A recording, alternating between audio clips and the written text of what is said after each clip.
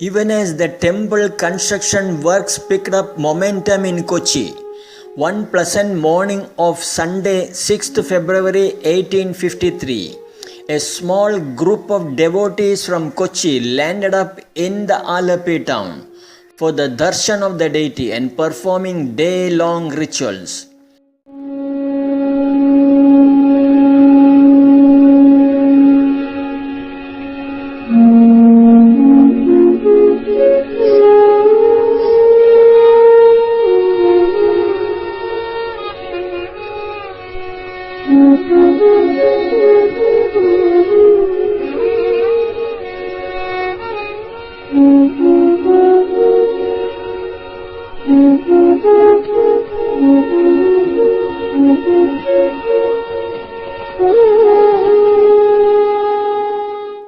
By that time, the arrival of devotees from Kochi to Alleppey temple in small groups for darshan had already become a regular feature, and most of them were familiar to the local devotees of Alleppey temple and the temple staff. That day also, the temple pujari, staff and the local devotees were busy in their own worlds. Time flew like a winged bird, ushering in the time for the evening darshan. But as if to forewarn the Alleppey residents of an impending calamity that was to befall on them, the evening skyline was soon dotted with rain-bearing clouds. A chilly wind had started wafting gently within the four walls of the temple. But busy in their own worlds, not only they could not read those negative signals, it acted as a prompter for them to return back to their homes at the earliest opportunity before the rain falls. Or was it that the nature was intentionally recreating the beautiful moments at the stroke of the midnight around the ancient city of Mathura, when Lord of the Universe was born in a prison and later carried away to the nearby Gokulam village with the accompaniment of thunder and showers?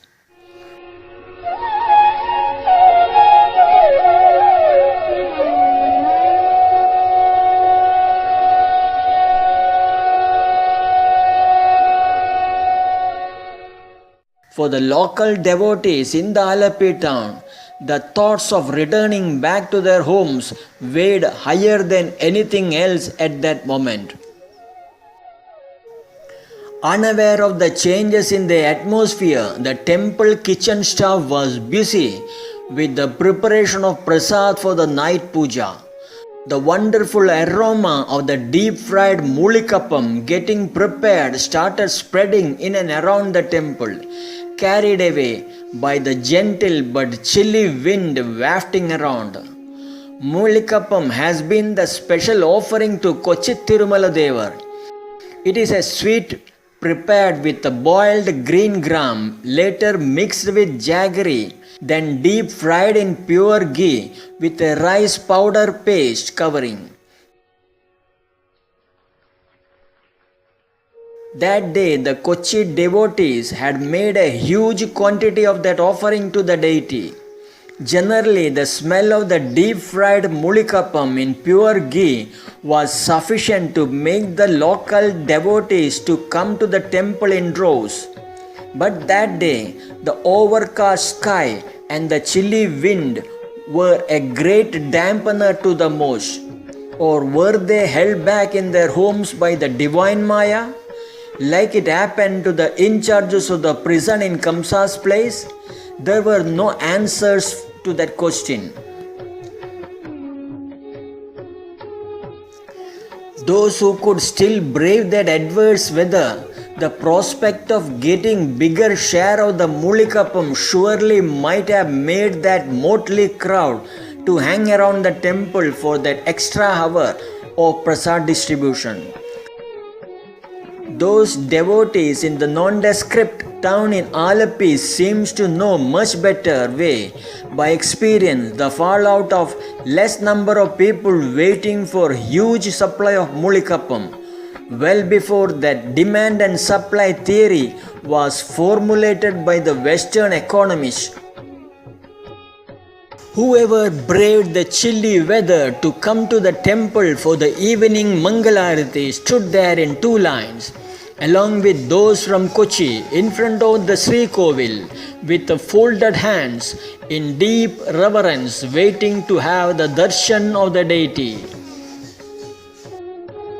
As they stood there with the chants of Venkatramana Govinda, Anathanatha Govinda, Bhaktavalsala Govinda, the Nadaswaram was played in the background.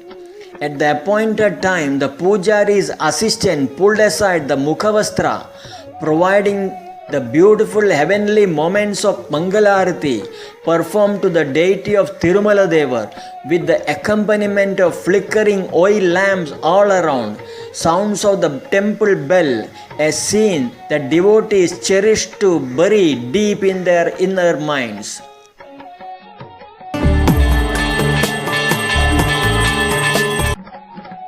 शुक्लाम्बरधरं विष्णुं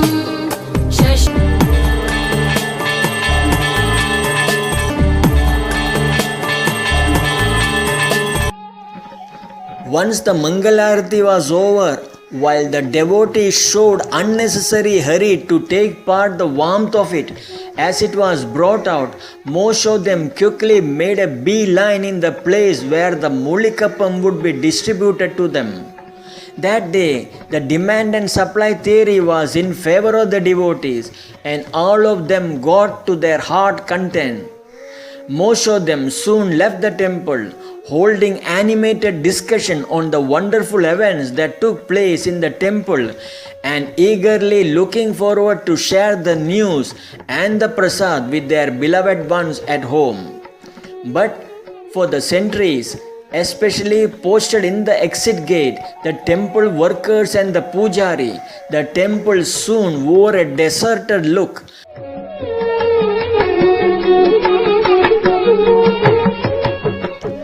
To complete the remaining ritual of putting the deity to shayan, that is sleep, the pujari pulled the Mukhavastra again in between the deity and the exit door from the Sri Kovil. Within a minute, he came out with 2 baskets containing his share of Mulikappam. Locking the main door of the Sri Kovil, he casually started walking towards the Gopuram on the way to his home. There the sentries posted specially by the king politely asked him to allow them to carry out the routine checking of the basket he was carrying out of the temple. Unhesitantly, the pujari kept down the 2 baskets. Finding nothing wrong in the first one, when the sentries wanted to check the second basket, the pujari quickly started lavishly distributing the Mulikappams to each one of them from the first basket. Perhaps delighted in getting such a large share of the tasty prasad, the sentries might have been carried away and politely allowed the pujari to proceed ahead without the second basket being checked. Perhaps that proved to be very costly mistake for the Alleppey devotees. A similar costly mistake was committed by the sentries posted to keep vigil at the prison where Vasudev and Devaki were kept by Kamsa when they slept for a couple of hours. Casually moving ahead with the second basket, the pujari on the way to his home changed the route midway through.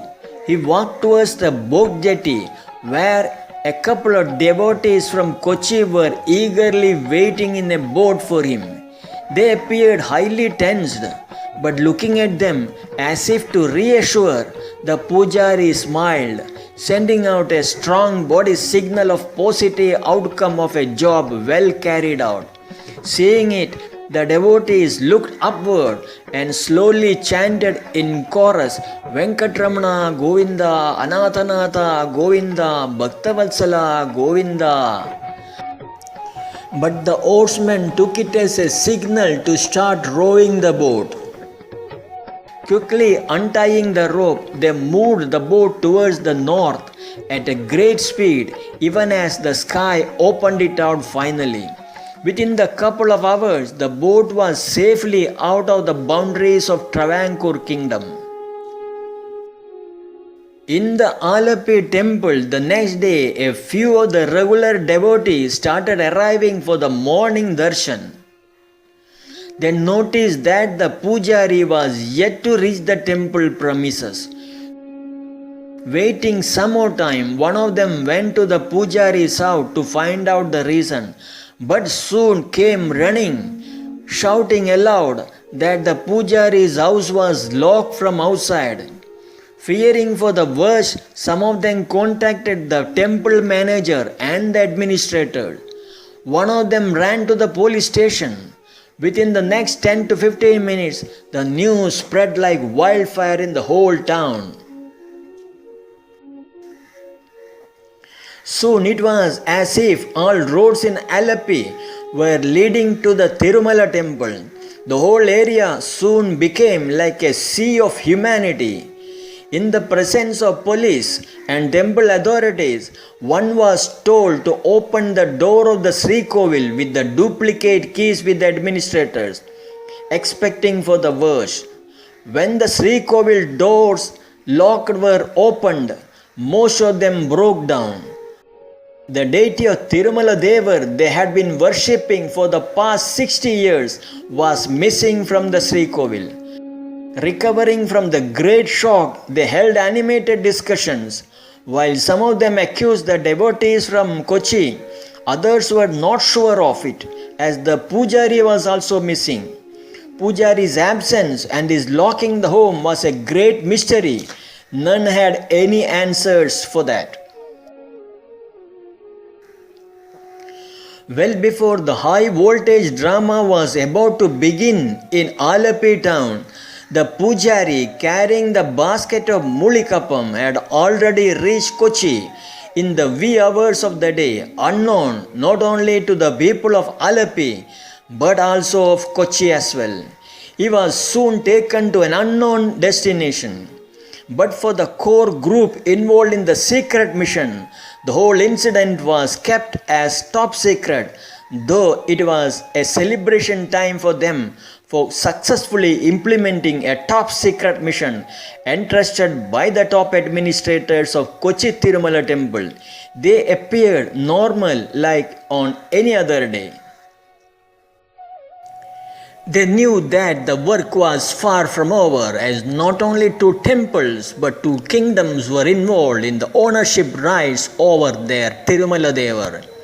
And it turned out to be exactly that way when Travancore kingdom soon filed a police case on missing of the deity worshipped at Alapi Tirumala Devaswam, and the police teams of kingdom of Kochi carried out search in the houses in Gosripuram for the missing deity.